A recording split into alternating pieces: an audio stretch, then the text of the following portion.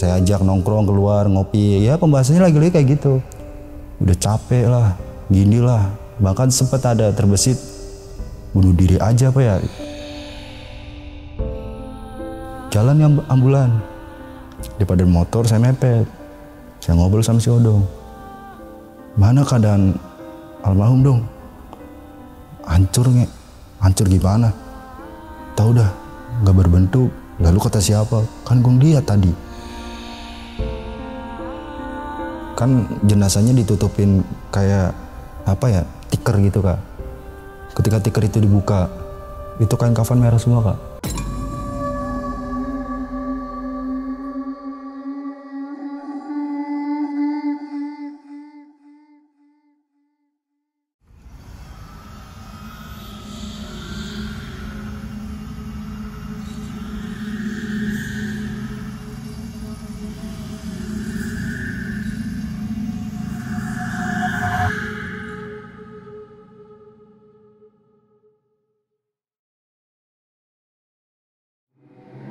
Assalamualaikum warahmatullahi wabarakatuh. Balik lagi bersama gua Amel di Ngopi Horor. Nah, kali ini Bang Umangnya lagi ada halangan dulu, jadi mohon maaf gue yang gantiin. Pada kali ini kita kedatangan narasumber dari jauh nih, dari luar daerah. Oke, kita langsung aja ya sambut ya. Kabar Bang Angga? Baik. Dari mana nih Bang? Dari Cibinong. Wah, Cibinong tuh jauh kan guys. Dari Cibinong Bogor ya Bang ya berarti iya. ya. Oke. Tadi perjalanan menuju sini lancar-lancar aja apa gimana nih Bang? Biasa baliknya kesininya tadi rame sih sama orang-orang. Emang pada mau jalan-jalan apa mau kerja kan nggak tahu ya Bang ya mungkin. Oke nih Bang, pada kesempatan kali ini mau bawain pengalaman pada saat gimana nih Bang? Pengalaman tentang kehilangan sahabat saya sih Kak. Oh, kehilangan sahabat. Dah kalau boleh tahu inti ceritanya itu kenapa Bang sahabatnya Bang? Jadi dia mengalami satu kecelakaan dan harus kehilangan nyawanya, dan habis itu adalah teror-teror dari almarhum ini. Oh, gentayangan Bang? Gentayangan. Oke, mungkin tahan dulu kali ya Bang ya ceritanya ya. Oke teman-teman, kita langsung aja ke ceritanya. Ngopi Horor segera dimulai.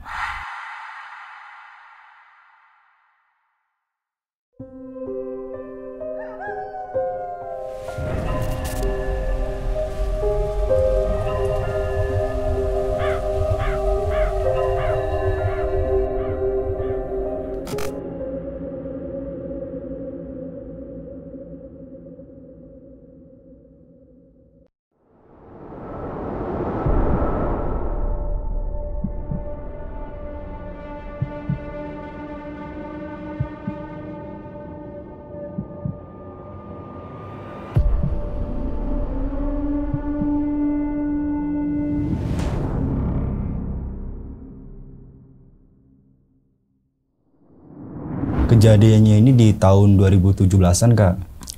Jadi si almarhum ini sama saya ini sahabat lah, udah deket banget gitu. Saya sering nginep di rumah dia gitu. Udah orang tua dia juga yang perempuan udah nganggap saya sebagai anak, karena kebetulan bapak dari almarhum ini udah nggak ada juga. Kita sering nongkrong di rumah dia nih. Kebetulan rumah dia ini sering buat base camp. Jadi anak-anak pada nongkrong di situ. Masih satu daerah sama saya nih. Setelah berapa tahun kemudian tuh ibunya ini si emak ya, saya manggilnya emak ini ya, pindah perumahan. Jadi bukan di daerah saya lagi, ke daerah Bojonggede. Pindah ke situ. Jadi saya juga main agak jarang nih sama almarhum. Saya masih sering kerja juga, jadi jarang di Bogor. Ya kalau mau main ya kita harus ke rumah almarhum yang setengah jam lah dari perjalanan dari rumah saya gitu. Singkat cerita, kita sering main bareng di situ, ya rame-rame sama anak situ juga nih, yang akhirnya jadi tongkrongan kita juga.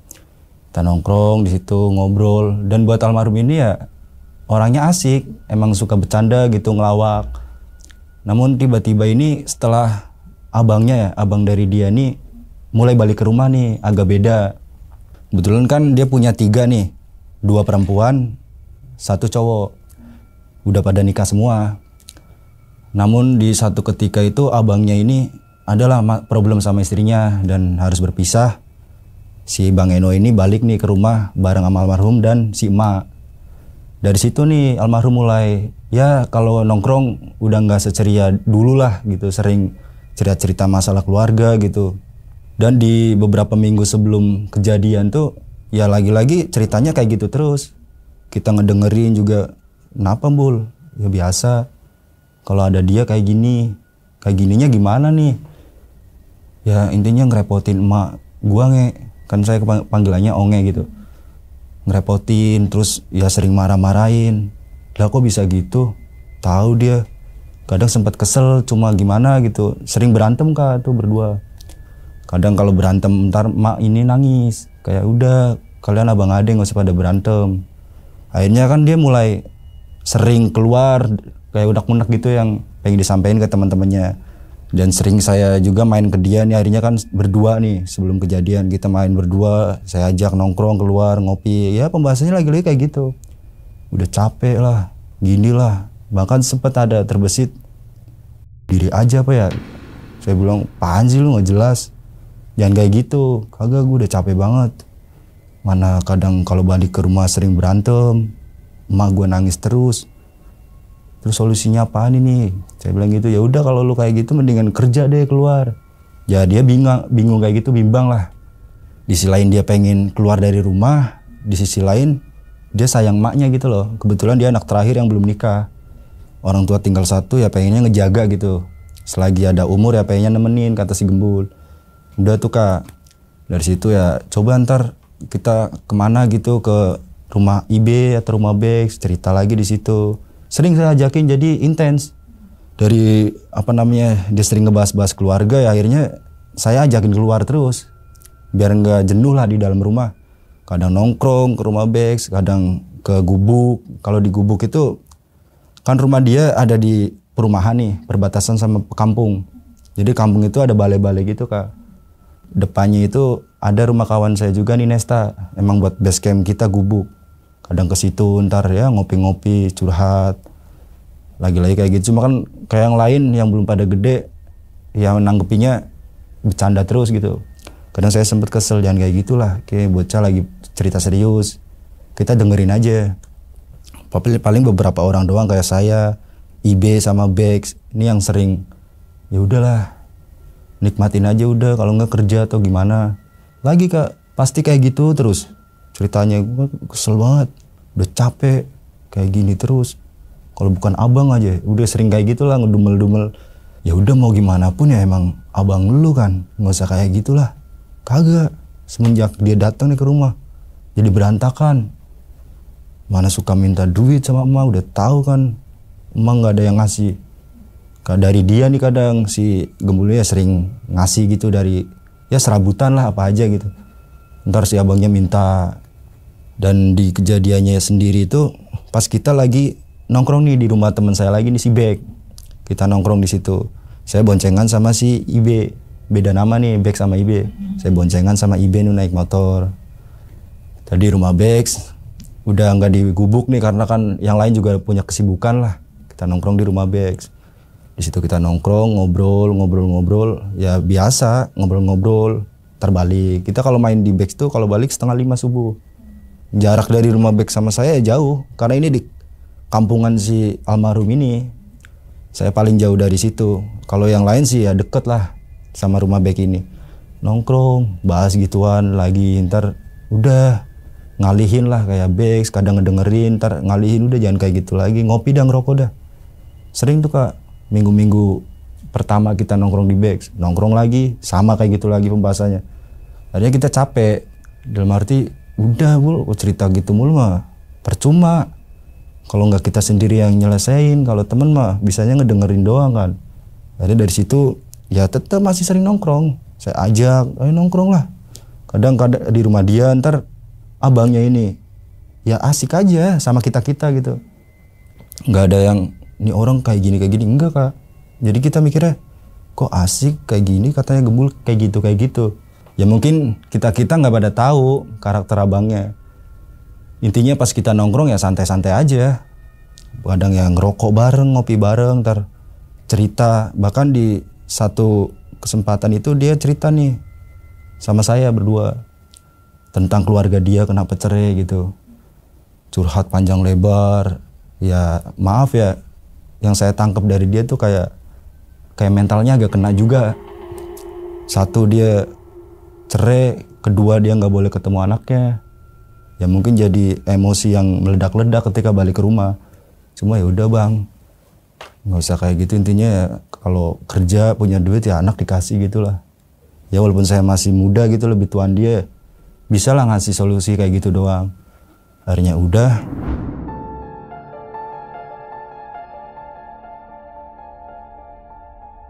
Di hari mau kejadiannya ini, kita masih lagi nongkrong di back. Kita nongkrong, nggak tahu itu hari apaan, intinya kita nongkrong nih sama Ibe. Saya jalan nih 8:30 sama Ibe. Kebetulan Bek sini kan kerja udah punya istri nih, teman saya yang ini. Udah balik belum Bek? Belum, ntar aja 8:30. Saya akan main jam 7 nih ke rumah Ibe dulu. Saya di situ ngobrol nungguin Bek saja ntar. Kalau balik kita ngopi di sana. Singkat cerita Bek ngabarin nih jam 8:30. Ke rumah gua aja nge, Bek, ngopi di sini.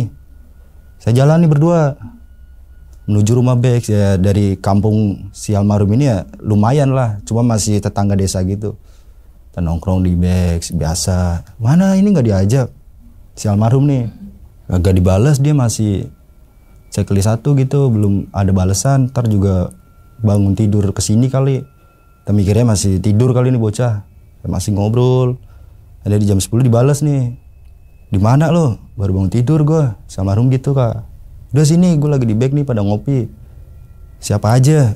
Ya gue, Ibe sama si Bek, lu kesini aja. Akhirnya dia setengah jam kemudian tuh, ya udah ntar nunggu ya, habis makan nih gue ke situ. Si almarhum ini jalan ke rumah Bek. Biasa lah hari itu, malam itu ya santai, ngobrol, ngopi, bahkan sempet ya adalah PS, kita main PS di situ. Tapi si almarhum ini kayak orang bingung gitu kak. Kita bertiga lagi pada seru-seruan main PS, ngobrol, bercanda gitu. Ada yang ngegame, ada yang main PS. Si almarhum ini di pojok, jadi jarak dari kita itu jauh. Dia milih di agak pojok gitu, mainan HP aja. Bul, sini. Kayak gitu doang, jadi kayak gak ada suaranya. Iya. Lalu ngapain sih galauin siapa? Udah, abang lu gak usah dipikirin gitu. Dia diem aja. Ya kita gak gubris kan, santai masih main PS. Udah ngopi sini ngopi. Enggak, dia masih diem mainan HP. Jadi nyender tembok gitu kak, mainan HP. Kita masih ya udahlah, doa amat sih gembul, kita main tuh. Tiba-tiba mungkin di 1:30 atau jam 2 ya, gue cabut ya. Dia bilang gitu ke anak-anak, ya elah baru jam segini ngapain sih balik. Dia kan ke situ bawa motor sendiri. Ngapain sih? Udah, nggak apa-apa. Udah sini dulu ntar balik subuh bareng. Ngapain jam segini balik? Saya gitu. Udah ya tuh, nggak digubris omongan saya. Udah keluar. Ya elah si Ibe nih, ya elah jam segini balik lo. Dasar anak emak, digituin tuh sama si Ibe. Udah dia nggak ngerespon kita orang nih yang lagi pada main PS. Dia keluar nyalain motor, ya udah santai main PS. Tahu udah bocah lagi pusing banget kali ya. Ya gimana lagi, kita juga nggak bisa ngapa-ngapain kan. Udahlah biarin aja. Udah kita lanjut nih ngopi, ngerokok. Nggak cerita itu jam habis subuh kalau nggak salah. Pada main HP kan, HP pada dicas, saya main HP di grup rame nih. Teng ngabarin pertama itu Ardi. Woi pada di mana? Dibales tuh, ada rame, ada Isna, ada Ajis, ya, teman-teman yang lain lah gitu. Buka apaan sih ini bocah, grup rame banget. Jadi kayak notifikasi banyak banget. Kita ngeliatin, dah apaan ini? Kagak sih ini meninggal si Gembul. Dan bercandanya gitu bego, digituin tuh sama Bek. Kagak serius. Yang bener. Kita masih ketawa-ketawa, beneran lah bercanda kali bocah. Si Botak di chat pribadi. Kan kebetulan si Botak ini Ardi ya namanya, kita panggil aja Botak deh. Sama rumah si Gembul ini lumayan deket kak. Di Gembul kan masih masuk perumahan nih, dia udah kampung nih. Dia ngechat kayak gitu pribadi, nelpon kan. Beneran bego? Beneran gimana? Kagak ya bocah. Katanya ini tadi di ring musola ada pengumuman. Salah kali namanya, apa ada orang lain kali? Kan di situ nggak ada kan? Iya tadi habis nongkrong di sini makanya kita, ya argumen kita bukan gitu. Kita masih mikir-mikir bercanda beneran gak? Tiba-tiba ada nih abangnya juga, abang sepupu dia, kan ada di grup ya, emang masih saudaraan gitulah, ngabarin. Lu pada di mana? Pada kumpul. Ih, kok ini ikutan juga nih nimbrung? Akhirnya udah tuh kita chat pribadi, baik lu sini kumpul aja di saung, di balai-balai tuh yang depan rumah Nesta. Si Nesta nggak ada, kita ke situ. Pan, bocah udah pada bingung gitu. Ada yang geleng-geleng, ada yang ngejauh bingung gitu. Kenapa sih lu bocah? Kagak ini sih Gembul. Udah si Ardi tuh ngomong udah gimana ya? Udah agak geter-geter gitu. Kagak sih Gembul. Ini tabrak sama siapa, kita masih nimpalinnya kayak gitu. Kagak tahu dah, no di jalur itu. Jadi arah Kayu Manis itu kan ada jembatan, dia tabrakan di situ. Terus gimana sih Gembul? Ada di rumah sakit. Ya kita mikirnya nggak terlalu jauh bahwa nih almarhum udah nggak ada gitu loh. Lagian ngapain bocah di situ? Si Bek ngomong kayak gitu. Tahu udah pusing kali, dia lagi nyari angin muter-muter ya. Terus keadaannya gimana? Gak tahu, ini gue juga bingung. Mana bang? Ada kayak itu yang saudaranya si ini agak tua, lebih tua dari saya. Mana bang? Ntar ada yang ini dulu, ada yang ngabarin, infonya nunggu ngabarin, suruh sini rumah sakit ini. Jalan tuh kita rame-rame ke rumah sakit di Bogor lah, di Bogor kota itu jalan ke sana. Bocah, ya kita di jalan, ya saya satu motor tuh 3 orang.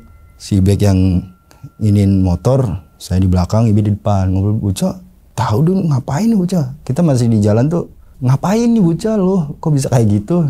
Tabrakan ya nggak terlalu mikirnya jadi almarhum, enggak. Bikin ini aja, ini subuh-subuh. Dari pengumuman musola itu langsung kita ke rumah sakit. Rumah sakit udah ada abangnya nih, Bang Eno dari depan. Keluarganya itu ada yang datang tuh, ya saudara-saudara dia lah. Dari kampungan saya kan, ada yang datang. Kita duduk, kita berjejer tuh depan, di dekat pos satpam. Sebelah kiri saya duduk di situ. Sambil ngopi, ngerokok, ya curhatannya tentang si almarhum. Ngobrol di situ. Kejadiannya gimana sih? Tahu dah, no kata tukang inian. Jadi ada Pak Ogah gitu, tukang parkir yang belok-belokin truk. Kelindes. Yang bener. Iya, gue tahu dari ini tadi. Jangan bercanda, kita masih ngomong sama Ardi gitu. Tapi dia negesin. Tabrak dia, mau kelindes. Mau jalur itu. Yang bener. Masih kayak gitu. Masih bingung, akhirnya kita udah nungguin aja, lama nih. Dari subuh udah mulai jam 7, almarhum keluar. Jam 8, tiba-tiba di jam 9 itu ada ambulan keluar. Itu kali ya? Ya nggak tahu. Diikutin sama abangnya. Dari belakang terus sama saudara-saudaranya gitu, ada si Amai. Ya saya kenal saudaranya dia semua, hampir kenal.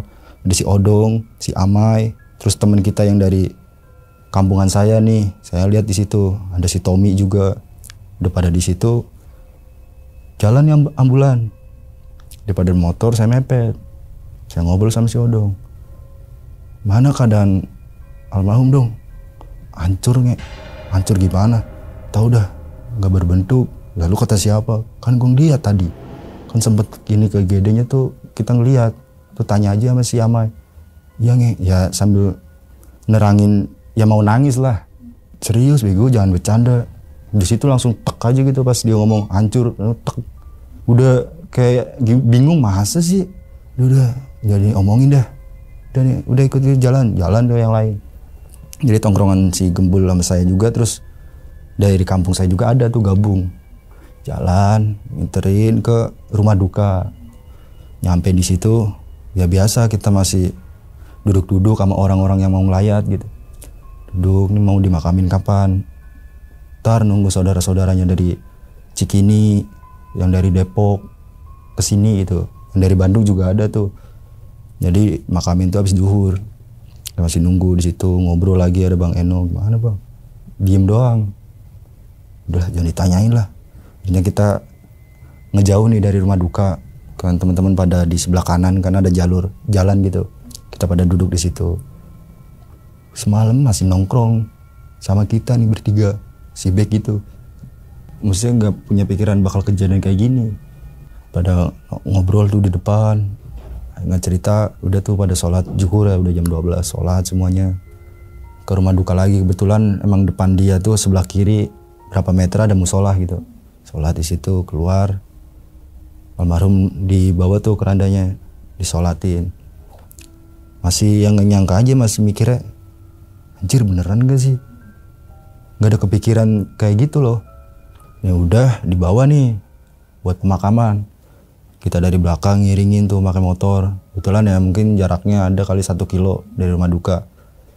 Kuburin, di depan abangnya megang, terus adalah saudara-saudaranya. Saya cuma duduk sambil megangin tanah gitu. Itu pas kan jenazahnya ditutupin kayak apa ya, tiker gitu Kak. Ketika tiker itu dibuka, itu kain kafan merah semua Kak. Udah kayak ada darah netes-netes dari itu keranda ke bawah, tes itu merah semua. Jadi kok kayak gitu, kayak mikirnya ini mandinya nggak bersih nih. Ternyata emang ya kebelah keadaan almarhum. Itu belum tahu kronologinya, jadi kenapa bisa kayak gitu. Itu setelah ntar balik dari pemakaman, itu masih mikir kok jadi darah semua kayak gitu sih. Udah mikirnya ya kayak gitu, dia yang mandiin gak bersih lah, kan dia agak gemuk juga ya. Dibawa ke yang lahat, dikubur, kita ngasih tanah lah gitu. Namanya temen ya, dibilang nangis di situ ya, kita kayak cowok ya cuma mendem doang gitu. Kok bisa kayak gini sih Bul, masih nggak nyangka aja, diem aja. Kita bengong nih bertiga, saya, Iwe sama Bek ini bingung, kok kayak gini. Semalam kan masih nongkrong bareng Bul, kayak gitu loh. Akhirnya udahlah, pada cabut tuh. Lumayan lama kita di situ. Cabut, saya nganterin Ibe, habis itu nganterin Bex tuh. Kan beda-beda arah. Saya nganterin Ibe dulu, habis itu nganterin Bex. Baru saya balik ke rumah. Balik ke rumah, orang tua nanya tuh, main jam segini baru balik. Temen, ada temen mana? Itu yang dulu sering main kesini. Si Gembul. Bapak saya sama ibu saya udah tahu. Kenapa emang? Tabrakinnya apa namanya, dam pasir. Truk dam pasir kan gede ya. Jadi setelah tahu ini saya diceritain, dam ini tuh mau naik. Ada jalur itu ke atas, ya cukup terjal. Si almarhum itu di belakang, di sebelah kanan. Jaraknya itu ya mungkin 4-3 meter di belakang dam ini. Dia mau nyalip, motornya gak kuat. Motor nggak kuat, damnya juga nggak kuat nih, damnya mundur. Almarhum sebenarnya udah kayak sempat mau ngebanting ke kanan, tapi nggak cukup. Dalam arti ya udah telat gitu. Udah sempat ngebanting karena motornya kan sebelah kanan nih. Cerita dari teman saya si Bek yang tetangganya ngelihat kejadian itu. Damnya mundur, kegiles, jadi dari sini ke tengah gitu, jadi kayak kebuka kayak gini. Masuk ke ban belakang ininya. Jadi almarhum ini pas di ban belakang kan ada 2 nih. Dia kena pas di tengahnya. Jadi yang sebelah kanan itu kena badan, yang sebelah kiri yang ngancurin sebelah ini badannya. Dari situ kan udah orang tua saya udah ngaji, namanya temen gitu. Udah tuh dari kejadian itu malamnya tahlilan. Saya jauh tuh dari kampung saya buat ke kampung dia kan. Tadi yang saya bilang setengah jam. Ya, tahlilan biasa aja. Malam pertama nggak ada apa-apa. Malam kedua masih biasa. Saya nggak pernah balik sih. Malam kedua itu ya biasa aja. Karena saya nyampe pagi, 5:30 saya baru balik. Di malam ketiga ini saya nggak bisa nyampe pagi. Karena ya melek mulu kan, mata nggak kuat gitu. Besokannya harus kerja. Saya mutusin balik itu cuaca lagi gerimis nih. Posisi lagi gerimis nih. Malam-malam mungkin sekitar jam 1-an. Saya mutusin buat teman-teman gitu, gue cabut ya. Ya elah, jam segini gerimis ngapain lu balik? Besok ada kerjaan. Udah hati-hati, yang lain juga ada yang milih cabut lah. Paling yang rumahnya deket almarhum ini yang masih nyampe pagi. Saya kan jauh. Udah hati-hati nge. Ya gue balik dulu. Saya balik tuh.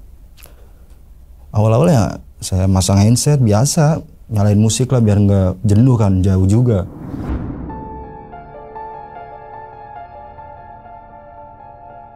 Saya jalan, kan rumah almarhum akses dari apa namanya kayak perumahan tapi ntar ke kampung, jadi itu jalurnya kayak gitu. Ada perkampungan di dalam perumahan gitu, jadi jalur lalu lalang lewat situ. Saya lewat situ, jalan lagi ke kiri mau ke kanan. Mungkin dari 5 menit setelah meninggalkan rumah almarhum ini, tiba-tiba motor saya mati. Gak ada tenaganya, kayak pes, mati aja gitu. Saya nyalain lagi, nyala lagi, dimatiin lagi, mati lagi. Itu total mungkin 15-17 kali saya nyampe kesel. Itu motor mati. Sampai giniin lagi, saya baru jalan tuh 20 km itu, speedometer jalan, mati lagi. Itu udah sepi keadaan, gerimis, sepi, ya jam 1-an saya balik. Sampai kesel kan, motor kenapa sih? Ya pikiran saya belum macem-macem, ya rusak atau gimana, saya nyalain lagi, tapi nyala. Sampai saya kesel itu akhirnya kontak itu saya pegang pakai tangan kiri. Jadi saya tangan kanan di ini kan buat gas, tangan kiri saya megang kontak nih, saking keselnya. Ya motor berat emang, nggak kayak biasanya. Cuma kan karena pakai handset, jadi nggak mikirin beban loh. Jalan lagi, mati lagi.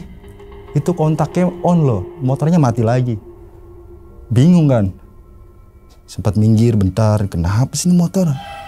Saya nyalain lagi, nyala lagi, termati lagi. Ada kak 17 kali, sumpah saya di situ sampai kesel banget. Bukan takut, kesel. Mati-mati mulu, mana hujan lagi, gerimis-gerimis gede gitu. Jalan bisa pegangin, mati lagi. Jadi udah tahu nih bentar lagi mati nih. Saya langsung udah giniin. Terjalan lagi, mati lagi, saya giniin lagi. Jadi udah cepet-cepetan sama mati. Jangan sampai motor ini berhenti gitu loh. Jalan, lewat tuh Bojong tuh, rel kereta api. Saya turun, nggak ada rokok kan. Saya mampir ke warung Madura sebelah kiri. Saya nyetandarin motor. Saya mau beli ke warung kan deket jalan. Di sebelah kanan itu ada abang-abang ojol kayak gitu, ojek online. Jadi di sebelah kanan saya beli, bang, beli rokok. Tiba-tiba abang ojol ini ngomong ke saya, mas, itu temennya suruh turun. Hujan-hujan kasihan itu di motor, kedinginan kayaknya. Saya masih nggak ngeh nih. Ya kirain dia ngobrol sama siapa gitu kan, saya lagi beli rokok ya. Ketutupan ciki-ciki juga. Saya beli rokok, kan saya keluar, nggak ada orang nih. Dan pas saya keluar, abang ojolnya jalan. Ini orang ngomong sama siapa ya? Ah, bukan sama saya kali, saya mikir kayak gitu. Saya jalan lagi. Sama mati-mati lagi, nyampe rumah itu mati-mati terus. Makanya saya bilang sampai 17 kali ada, Kak. Berapa meter mati. Nyampe rumah itu jam 2-an. Saya masuk, karena ada pagernya kan. Tapi pagar yang bisa dilihat dari ini loh luar. Saya masuk, motor saya masukin ke dalam tuh. Saya nggak sempat cuci kaki, cuci tangan, langsung tidur. Mungkin saking capeknya kali ya, karena dari kemarin kan melek mulu. Masuk kamar, saya tidur. Di mimpi itu ketemu sosok almarhum. Dia tuh kayak berhadapan-hadapan sama saya. Dia ngomong, tapi keadaannya ya biasa. Pas kayak ketemu ini persis banget pas kita nongkrong berempat di rumah si Bek. Baju masih putih, jaket Levi's, celana panjang, pakai topi merah di belakangin. Jadi jarak 6-7 meter dia ngomong, Nek, sampaiin maaf gue ke yang lain ya. Saya mau ngomong, di mimpi itu udah tahu kalau ini udah nggak ada almarhum, tapi nggak bisa ngomong. Terus lu kan udah kayak anak mak gue sendiri, tolong kayak gitu dong. Terus ada cahaya di belakang, kayak belok ke ini, kayak ketarik aja. Terus saya bangun, suara dari masjid lagi ngaji. Perasaan itu cepet banget, masih kayak berapa menit mungkin. Itu tiba-tiba udah pagi, ada suara ngaji. Saya ke belakang, wudu kan, sholat, saya bacain Al-Fatihah tuh buat almarhum. Pagi-pagi berangkat kerja, sempat bikin kopi duduk di depan. Yang rokok.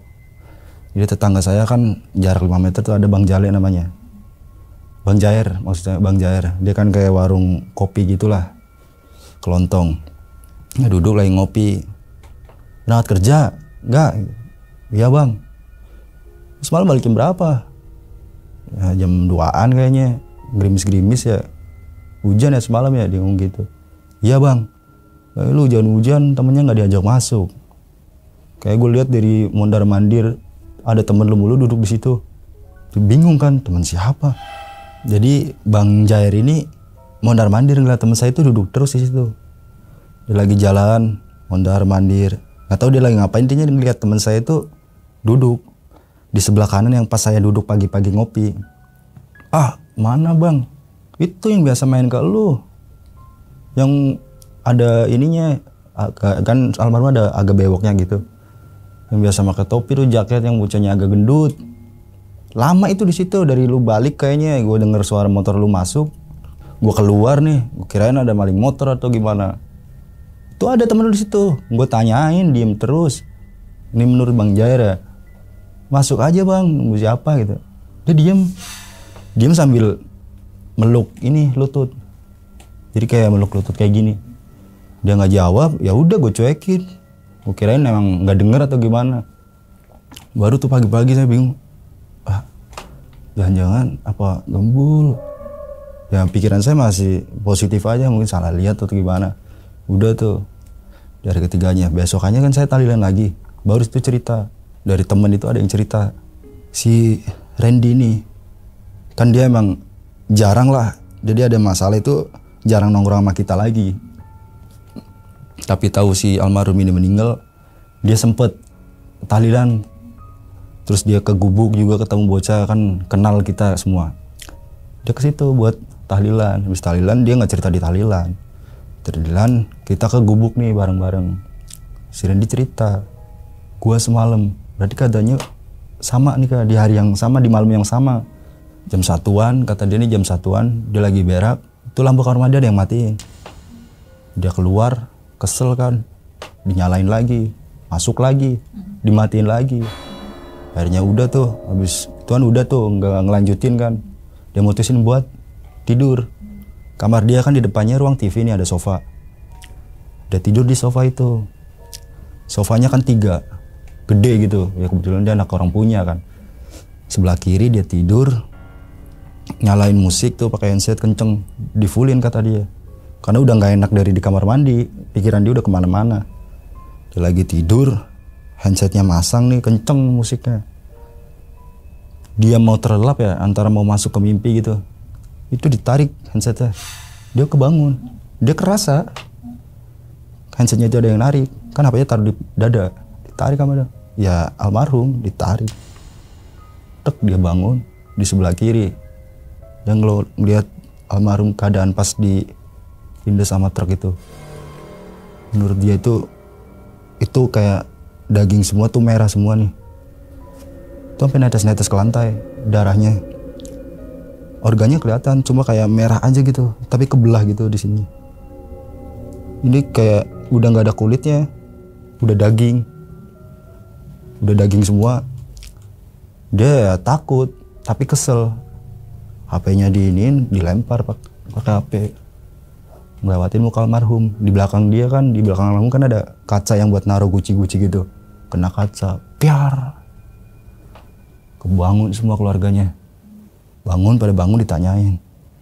Kenapa? Omnya dia kan kapten kapal. Yang luar negeri gitulah. Dia keluar, dia punya anak 3 nih. Dia keluar. Kenapa, Red? Udah nggak bisa ngomong apa-apa dia. Diem. Abangnya dia duduk di samping dia, ditemenin sampai pagi. Baru tuh dia cerita kan.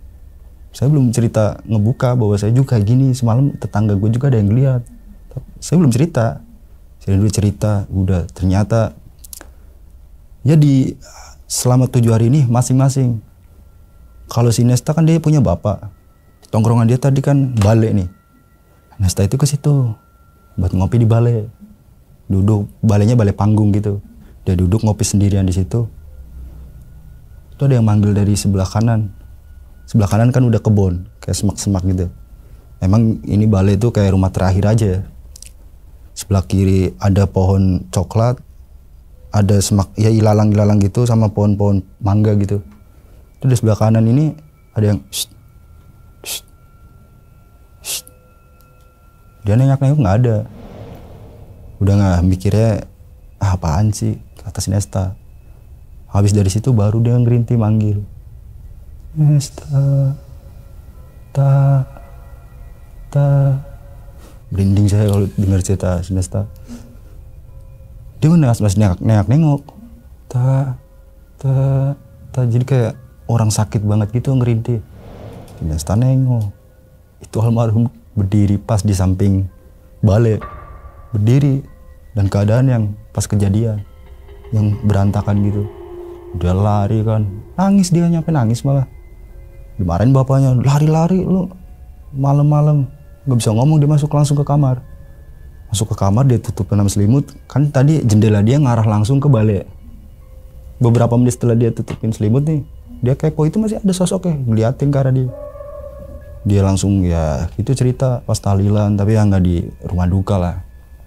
Dari situ baru tuh ya yang lain belum pada ngomong. Ini cerita dari Satpam Oasis. Oasis ini kan perumahan yang tadi, yang di belakangnya ya kampung dia nih rame. Dia minta rokok, kan Satpam ini ada 2 orang. Yang satu ini nggak tahu kalau si almarhum ini udah meninggal. Yang satu ini tahu. Gantian yang jaga ini yang nggak tahu nih. Kan duduk dia bukan balai, dia kayak tempat duduk ya buat tidur lah. Di perbatasan perumahan sama kampung nih. Dia tidur di situ, lagi tidur. Ya emang dia tidur terus kalau jaga. Katanya dari pagar pohon singkong itu yang manggil si satpam ini. Bang, bagi rokok bang. Dia kebangun. Itu yang lihat sosoknya ya hitam doang kata dia nih. Hitam doang dan posturnya ya kayak temen lu. Itu cerita sama si Proy. Yang dekat sama tempat tidur si satpam ini. Dia cerita. Pas di tahlilan lah, setelah tahlilan kita duduk di depan, dia cerita kayak gitu. Wah, ada Satpam Oasis, disamperin katanya minta rokok. Serius lu? Ya, ketahui katanya iya. Dibilang kayak gitu. Itu udah, nggak usah. Mungkin udah lewat dari 7 harian ya. Tapi kita masih nongkrong. Tapi nongkrongnya bukan di rumah almarhum lagi nih. Balik lagi ke balai tadi. Saya nongkrong situ. Udah di situ mulai dibuka semua. Siapa aja yang ini, saya cerita duluan. Gue sebenarnya mau cerita nih dari pas 3 hari kita tahlilan. Gue tuh kayak naik motor gue tuh gue ngebonceng. Tuh motor gue mati mulu. Oh serius, motor lu kali ininya ada yang kabel-kabelnya kali pada putus atau gimana? Kagak. Gue sempet diinin almarhum juga tuh masuk ke mimpi, katanya tolong sampein ku minta maaf ke teman-teman. Nah, dari situ lu ada yang ini enggak, datang ke Abbas. Sahabat saya kebetulan sama lah di atas saya gitu umurnya, cukup bijak lah dia, dalam arti ya dewasa pemikirannya. Dia cuma cerita di situ, cerita ya udah, lu ada yang punya utang piutang enggak? Kita pada diam, nggak ada. Terus ada yang punya masalah enggak?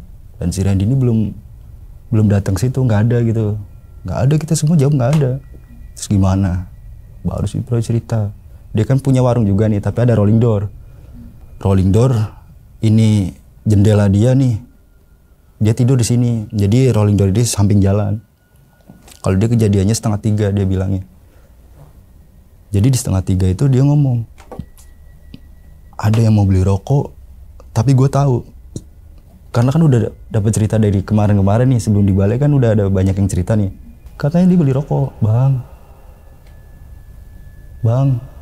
beli si Roy itu neng udah di jendela.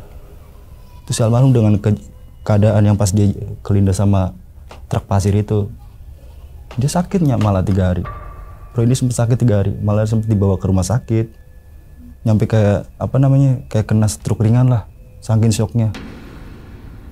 Dari situ baru tuh kumpul di situ, kita ramean lah. Ada kali mungkin 12 orang, kita ngobrol Sinesta, panggilin bocah-bocah yang belum pada datang, dikabarin sambil nunggu. Ya kita ada inisiatif PT buat beli bunga, ya kembang-kembang gitu.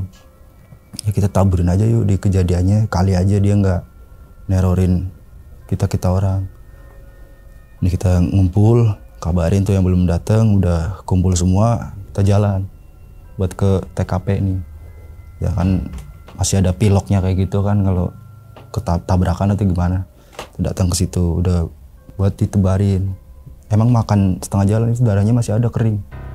Warnanya itu aspal sama darah itu beda gitu. Yang darahnya itu benar-benar hitam.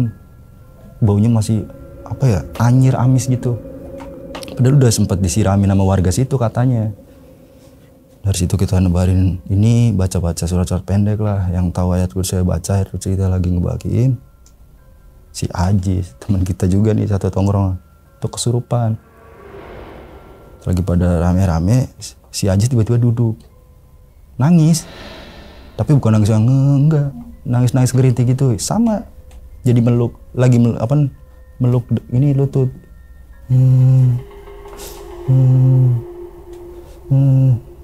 Jis, apa ini bisa, jangan bercanda, nggak digubris, jangan kayak gitu, Igo, ini kita lagi di mana?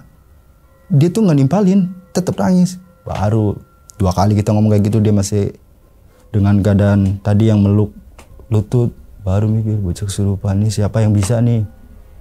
Dan pikir-pikir ada si Isna ini ya anak guru ngaji lah, tentang agama kayak gitu. Dia kakeknya kan pernah nyembuhin orang, jadi dibacain sama dia, itu sembuh. Dari situ balik lagi, udah masing-masing nongkrong lagi, masih ada. Jadi setelah dari kita tabur bunga, kan saya nggak nongkrong lagi nih, ya nongkrong lagi cuma beberapa hari kemudian. Saya balik, datang lagi, baru dia cerita dari bapaknya si Bek. Bapak si Bek kan kalau beli sayur jam 3 dan lewat jalur situ buat ke Pasar Anyar. Lewat jalur situ, dia orangnya berani lah tentang hal kayak gituan, dia berani nih bapaknya si Bek. Dia ngeliat si almarhum duduk di situ. Jadi emang orang ya dibilang ngerti kayak gituan, bisa kayak gituan. Dia ngeliat almarhum duduk di pas kejadian, pas di depan toko butik kayak gitu. Kan ada jalan kayak gini, tokonya di atas. Dia duduk pas di situnya. Jadi kan ada kayak tanggul kayak gini. Dia duduk di situ, nangis. Dan keadaannya kayak gitu lagi, meluk letut, dia nangis. Dia lewat, cuekin kan. Lewat lagi cerita sama Bex. Baru di situ Bex cerita, bokap gue aja kemarin pas beli sayuran di Pasar Anyar ya, buat dagangan dia ngeliat almarhum lagi duduk. Terus gimana Bex? Dia ngomong apaan? Gak ngomong apa-apaan, cuekin sama bokap gue. Emang di situ mah sering banget nih. Kan si Bex deket sama jalur itu nih. Emang sering kayak gitu. Dulu tetangga gue nih, si Pade kan, dulu pernah kenal kan, si Pade kan, dia orang Jawa nih. Dia tuh mau nemenin anaknya tuh tanding bola. Dia sama cucunya tuh balik duluan gitu. Istrinya kan gak ikut. Anaknya lagi tanding bola, dia balik sama cucunya nih. Lewat jalur situ sama kejadiannya. Kayak almarhum. Dilindas dari belakang, truk gak bisa naik. Di situ mah kalau kata bokap gue juga ngomong, ya tempat jin buang anak. Tuh, jadi kayak mitosnya di situ kayak gitulah. Udah dicap kayak gitu menurut warga setempat. Udah tuh, baru kan kita masih bingung, katanya masih ada teror. Bahkan ada si Dewi ini kan punya pacar nih orang luar daerah gitu, orang Jakarta. Dia mau ngapelin. Nah harinya itu ya saya nggak tahu, intinya dapat cerita kayak gitu. Harinya nggak tahu dia ngapelin. Malam, keadaan malam.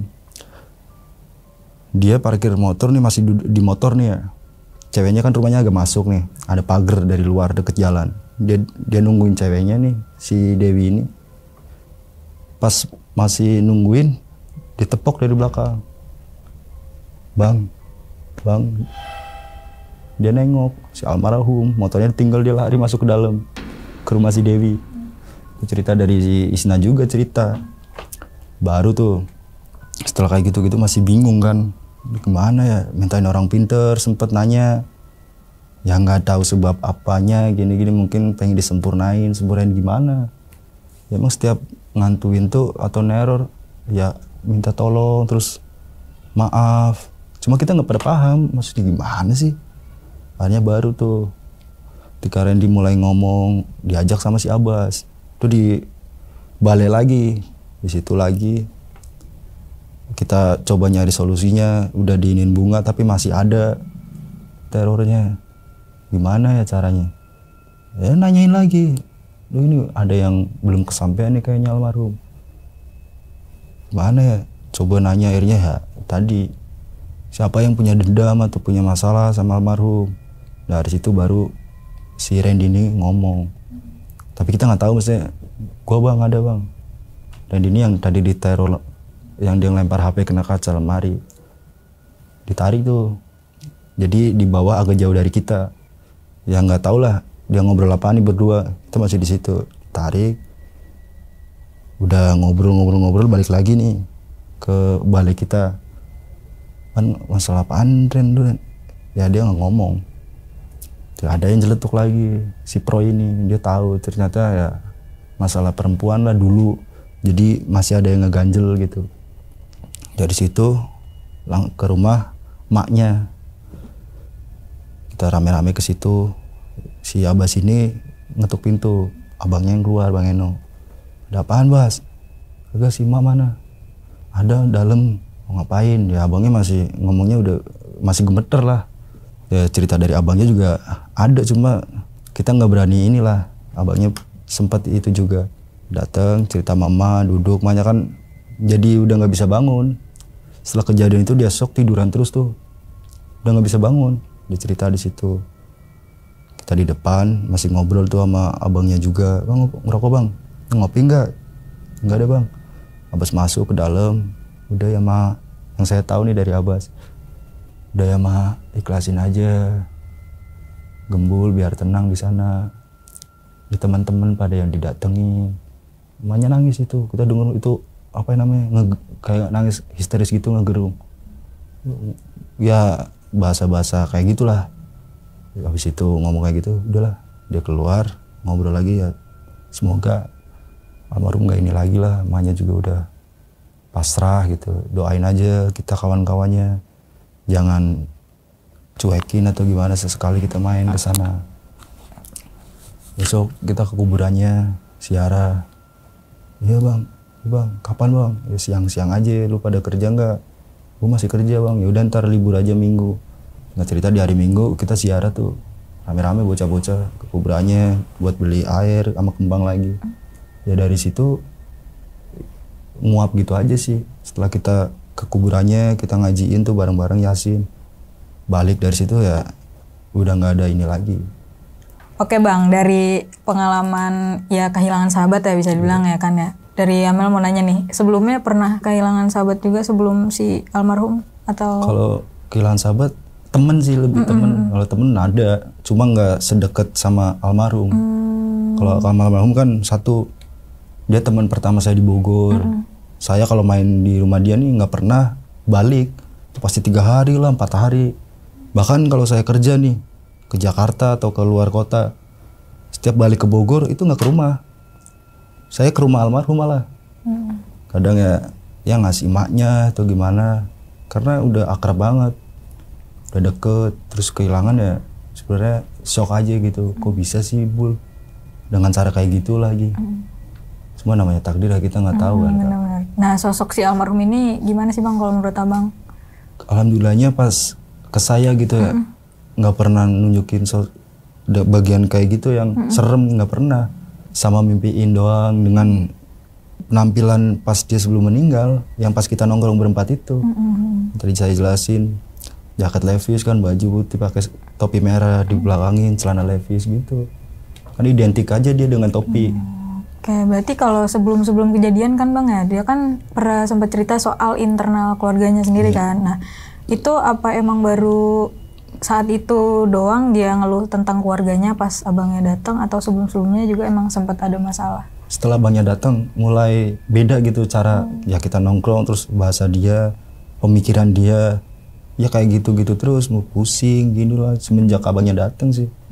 Tapi sempat dia ada tadi yang Amel dengar sih, ada dia pengen bunuh diri ya? Ya itu bercanda sih. Kita yang nanggepinnya bercanda gitu. Cuma kalau dia bakal ngelakuin kayak gitu, nggak pernah ada kepikiran bahwa dia bakal ngelakuin kayak gitu sih Kak. Tapi pas dapat kabar kan, itu dapat kabar dari grup kan ya bang ya? Dari grup. Nah itu kenapa nggak langsung ke TKP atau kenapa langsung ke rumah sakit? Enggak, kita jadi dapat dari grup itu ke rumah si Ardi nih, yang musola ini yang deket sama rumah almarhum juga. Kita ke situ buat mastiin. Baru di situ ada sepupunya ngomong, rame-rame kumpulin kita anak-anak ke rumah sakit. Tapi di rumah sakit udah ada abangnya juga sama teman-teman saya dari kampung saya gitu. Kan kalau ini bukan dari kampung saya nih teman saya. Udah ada teman-teman yang dari kampung saya. Jadi saya kesana bareng ya tongkrongan yang tadi, ada Bex, ada IB, yang almarhum nongkrong di situ juga gitu. Oke, mungkin kalau misalnya kita nyinggung jalanannya ya bang ya, kan jalanannya itu lumayan ekstrim ya. Nah sebelum kejadian itu emang sempat ada kecelakaan sering atau Sering dan kejadian hampir sama semua sih. Ini menurut pengakuan dari Bex ya, yang dia deket sama jalur itu. Terus historinya bahwa pernah juga kecelakaan kayak gini. Itu sering dan hampir sama gitu loh. Pasti truk, karena itu jalur truk yang buat, kan ini kampung, dia masuk kampung, ntar di dalam kampung lagi ada perumahannya lagi dibangun. Jadi banyak truk-truk gede gitu, dam. Yang ukurannya gede, itu sering lewat situ lalu lalang. Nanjak ya? Nanjak lagi posisinya, jadi abis belokan, turun jembatan, langsung naik. Dan almarhum mungkin berapa meter dari truk yang nggak bisa naik ini, truknya mundur, dia mau ngebanting sebelah kanan, nggak cukup waktunya gitu loh, nggak keburu aja, kelindes ban belakang. Oke nih Bang, kalau misalnya kalau nyinggung si almarhum sendiri nih, semasa hidupnya itu gimana sih Bang orangnya? Kalau di tongkrongan asik, orangnya asik, suka bercanda, ngelawak gitu. Kalau ya namanya anak muda gimana sih, kayak gitulah. Beda orangnya ya ceria aja gitu, pribadi yang menyenangkan. Oh iya nih Bang, yang bikin gue penasaran lagi tuh, tadi kan sempet digentayangin kan ya Bang ya, dari beberapa teman tuh, dan lu sendiri kan gak ditampakin yang wujud yang apa ya? Yang serem gitu. Iya yang serem, itu menurut lu gimana tuh Bang? Apa dia punya dendam kah, atau ada masalah yang belum selesai sama yang orang ditampakin yang berwujudnya dia pas kecelakaan? Kalau ngomongin punya masalah ya, yang tadi saya bilang dia punya masalah ke Randy, masalah cinta atau gimana ya saya nggak tahu. Terus yang kedua dari emaknya itu ya masih nggak rela, jadi nggak mau ngelepas lah, kayak nggak bisa ngelepas dia. Akhirnya dia kayak lepasin biar gampang. Mungkin kayak gitu. Kalau ke saya ya alhamdulillahnya enggak. Cuma ya itu doang tadi, yang saya naik motor berat, terus sempat ada abang ojol ngomong saya ngebawa orang, terus nyampe ke rumah saya sempat mimpi almarhum, tapi alhamdulillahnya dengan keadaan yang baik-baik aja. Paginya saya mau ngopi, tetangga saya tuh Bang Jair ngomong lagi, itu teman lu di depan nggak disuruh masuk. Ya gitu-gitu doang sih Kak. Tapi setelah kejadian itu apa masih ada kecelakaan lagi nggak Bang di daerah situ? Masih sih. Oh masih. Emang sering banget masih. Oh. Dari korban jiwa atau ya luka-luka itu ada gitu. Oke. Nah tadi kan sempat disinggung dia gentayangan kayak gitu karena emang mamanya belum ini ya. Belum relain dia gitu. Itu. Nah mungkin kalau buat teman-teman di rumah nih Bang ya, lu punya pesan sendiri nggak sih Bang buat bagi yang punya temen deh atau temen yang ada masalah gitu, punya pesan sendiri nggak tuh? Ya buat yang punya masalah ya kelarin aja masalahnya sih, lebih kayak gitu. Terus jangan asal ngucap, karena kalau dikabulin ya kayak gitu. Kalau ucapan kita nggak baik ya bahaya aja gitu, bisa dikabulinya malah parah. Benar. Berarti harus diselesaikan secara positif juga ya Bang ya, dan jangan terlalu dibawa ke hal-hal negatif juga kan, dibawa asik aja. Mungkin itu ya teman-teman pesan dari ceritanya Bang Angga sendiri. Kalau misalnya kita punya masalah ya dikelarin secara baik-baik dan jangan ngambil negatifnya gitu loh, buang sisi negatifnya. Oke teman-teman, mungkin sekian dulu video dari kami dan nantikan video-video kami selanjutnya. Oke teman-teman, hal gaib itu muncul ketika sugesti kita buruk. Wassalamualaikum warahmatullahi wabarakatuh.